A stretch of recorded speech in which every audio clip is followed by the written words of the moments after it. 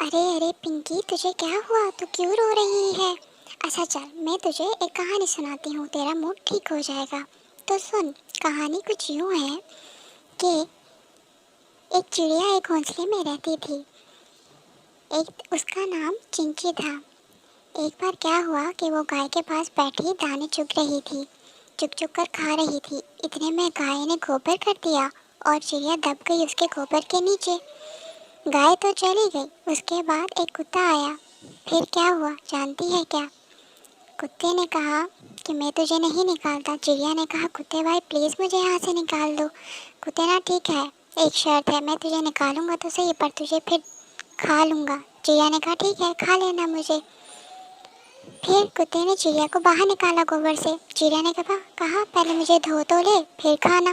फिर कुत्ता उसे नहर के पास ले गया, उसे धो लिया अच्छी तरह से। चिड़िया ने कहा, कुत्ते भाई अभी मुझे सुखा तो ले, फिर खा लेना।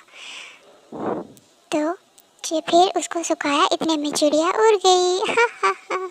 हाँ हाँ, बहुत अच्छी कहानी थी। अब मैं भी जा रही हूँ अपने घर, मेरा भी मूड ठीक हो गया है।